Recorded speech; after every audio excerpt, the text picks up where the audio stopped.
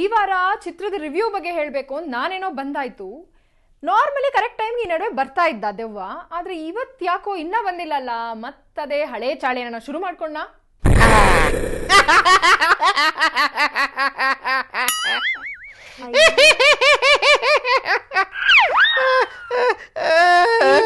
ಇದು ಇದೇನಿದು ಹಿಂಗೆ?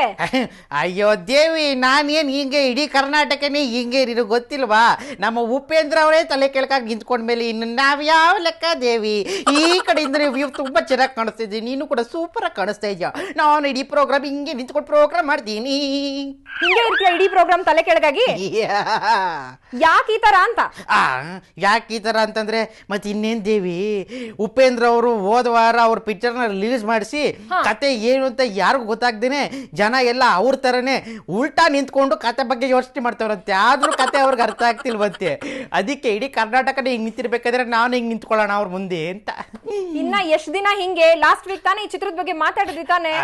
ಅಯ್ಯೋ, ಲಾಸ್ಟ್ ವೀಕ್ ಮಾತಾಡಿದ್ವಿ. ಈ ವೀಕು ಕನ್ನಡದಲ್ಲಿ ಯಾವ ಪಿಕ್ಚರ್ ರಿಲೀಸ್ ಆಗಿಲ್ಲ ದೇವಿ.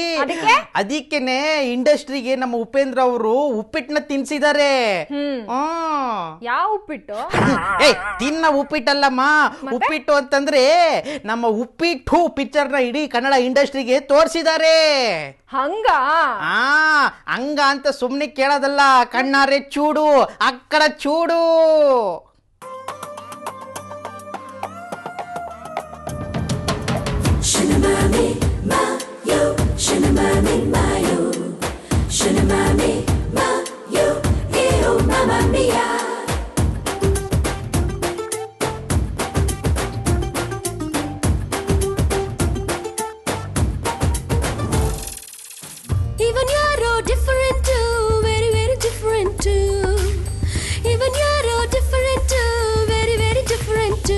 ಉಪೇಂದ್ರ ನಾನು, ಉಪ್ಪಿಟ್ಟು ನೀನು.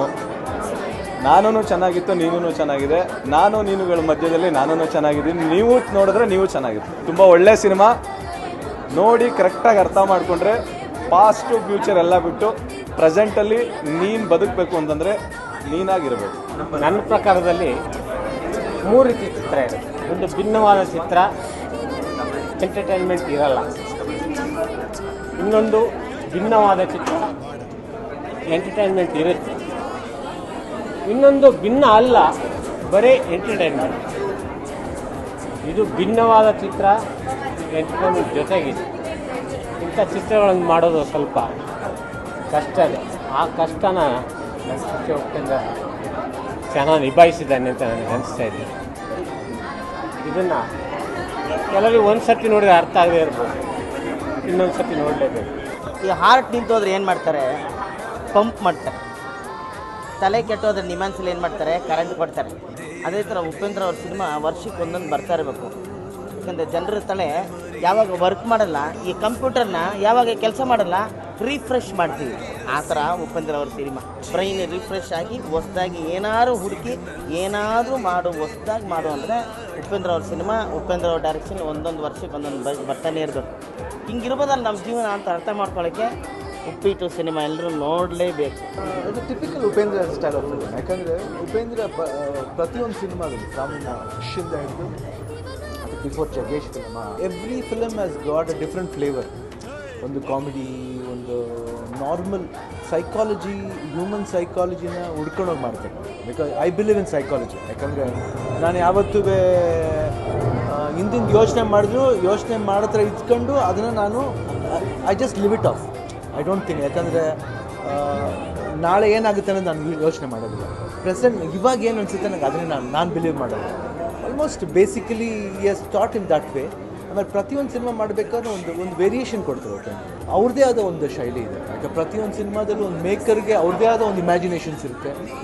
ಈ tries to give lot of twist so that people should not get ಏನಾಗುತ್ತೆ ಮುಂದೆ ಒಂದು ಅಬ್ಸ್ಟ್ರಾಕ್ಟ್ ಆಗದೇ ಒಂದು ಸಿನಿಮಾನ ಫ್ಲೋ ಮಾಡ್ಕೊಳ್ಳೋದು ಒಂದು ಟ್ಯಾಲೆಂಟ್ ಇದೆ. ಆ್ಯಂಡ್ ಮ್ಯೂಸಿಕಲ್ ನಾಲೆಜ್ ಇದೆ. ಯಾಕೆ ಇವಾಗಿರೋ ಒಂದು ಇಂಡಿಯನ್ ಸ್ಕ್ರೀನ್ಲಿ ಪ್ರತಿಯೊಬ್ಬರದ್ದು ಅವ್ರದ್ದೇ ಆದ ಒಂದು ಶೈಲಿ ಸಿನಿಮಾ ಇದೆ. So in that Upendra stands A separate so that it is called as Uppi style of film. He's different, just like that. ದೇವಿ ಅಲ್ಲ ದೇವಿ, ಹೋದ ವಾರ ಇಡೀ ಕನ್ನಡ ಇಂಡಸ್ಟ್ರಿ ಅಲ್ಲ ಕರ್ನಾಟಕಕ್ಕೇನೆ ಪಿಕ್ಚರ್ನ ತೋರಿಸಿ ಉಪೇಂದ್ರ ಅವರು ತಲೆಗೆ ಹುಳನ ಬಿಟ್ಬಿಟ್ರು. ಈಗ ಅದು ಸಾಲದು ಅಂತ ಕನ್ನಡ ಇಂಡಸ್ಟ್ರಿಯಲ್ಲಿರೋ ಆ್ಯಕ್ಟರ್ಗಳಾಗಿರ್ಬೋದು, ಡೈರೆಕ್ಟರ್ ಆಗಿರ್ಬೋದು, ಟೆಕ್ನಿಷಿಯನ್ಸ್ ಆಗಿರ್ಬೋದು, ಎಲ್ರಿಗೂ ಕೂಡ ಪಿಕ್ಚರ್ನ ತೋರಿಸ್ಬಿಟ್ಟು ಹುಳ ಬಿಟ್ಬಿಟ್ಟಿದಾರಲ್ಲ. ಅಲ್ಲ, ಹೆಂಗೋ ಆರಾಮಾಗಿ ಪಿಕ್ಚರ್ನ ಶೂಟ್ ಮಾಡ್ಕೊಂಡು ಅವ್ರವ್ರ ಪಿಕ್ಚರ್ನ ಹೋಗ್ತಾ ಇದ್ರು. ಈಗ ಈ ಒಂದು ಪಿಕ್ಚರ್ನ ತೋರಿಸ್ಬಿಟ್ಟು ಡೈರೆಕ್ಟರ್ಗಳು, ಆ್ಯಕ್ಟರ್ಗಳು ಹಾಗೆ ಟೆಕ್ನಿಷಿಯನ್ಗಳು ತಲೆಯಲ್ಲಿ ಹುಳ ಬಿಟ್ಟಿದಾರಲ್ಲ, ಅವರು ಮುಂದಕ್ಕೆ ಪಿಕ್ಚರ್ ಶೂಟಿಂಗ್ ಮಾಡ್ತಾರ ಅಥವಾ ಈ ಒಂದು ಪಿಕ್ಚರ್ ಸ್ಟೋರಿ ಬಗ್ಗೆ ಯೋಚನೆ ಮಾಡ್ತಾರ? ಅಲ್ಲೇ ಇರೋದು ಚಿತ್ರದ ಪ್ಲಸ್ ಪಾಯಿಂಟ್. ಅದನ್ನ ಆಮೇಲೆ ಹೇಳ್ತೀನಿ. ಆದ್ರೆ ನಿಜವಾಗ್ಲೂ ಪ್ರತಿಯೊಬ್ಬ ಟೆಕ್ನಿಷಿಯನ್ ಇರ್ಬೋದು, ಹೀರೋ ಇರ್ಬೋದು, ಹೀರೋಯಿನ್ ಇರ್ಬೋದು, ಇಂಡಸ್ಟ್ರಿ ಅವ್ರು ಯಾರೇ ಇರ್ಬೋದು, ಚಿತ್ರವನ್ನ ನೋಡಿ ಎಷ್ಟು ಎಕ್ಸೈಟ್ ಆಗಿದ್ದಾರೆ, ಎಷ್ಟು ಥ್ರಿಲ್ ಆಗಿದ್ದಾರೆ ಅಂದ್ರೆ ಅದನ್ನ ನಾನು ನನ್ ಬಾಯಲ್ಲಿ ಹೇಳಕ್ ಆಗಲ್ಲ. ನಾವು ನೋಡ್ಕೊಂಡ್ ಬರೋಣ ಅವ್ರು ಏನ್ ಹೇಳಿದ್ದಾರೆ ಅಂತ. ಹೌದಾ? ಎಲ್ಲಿ ಹಾಕಿ ನೋಡಿ.